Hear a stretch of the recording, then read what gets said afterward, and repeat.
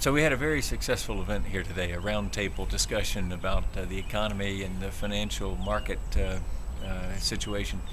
And I think what it boils down to is this. We have a financial market problem that created a real economy problem.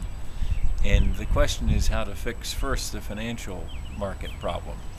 And what we were hearing here today, I think, is the question about whether now are we facing a systemic problem where maybe the entire banking system is at risk like it was back in October, or is this now more of a controllable situation where it's actually not the whole banking system that's at risk, but rather some very large banks as well as medium and small banks that may be at risk.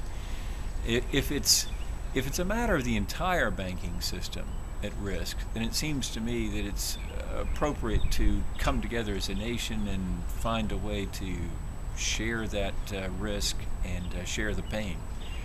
But if it turns out that this is really an individual bank problem, where, and some of them may be large, but an individual bank problem where the pain needs to be visited on those banks. In other words, they made some terrible decisions in investing in some really lousy products. And the question is, should taxpayers share that pain, all of us together share that pain, or should we let that pain go to the individual bank shareholders? And that's difficult for those shareholders, I realize, but the question is whether to share the pain or to have it visited on the individual institutions. And all of that turns on whether this is a systemic problem or whether it is an individual bank problem.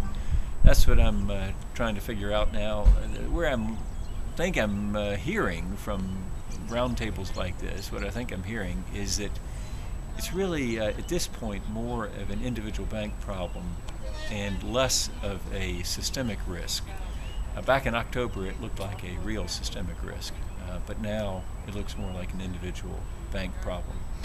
And that would make me very hesitant to share that pain by having taxpayers spread it around. But we'll see as time goes on. I want to get more light on the path in the weeks to come and figure out whether it's truly individual bank problems or whether it's systemic.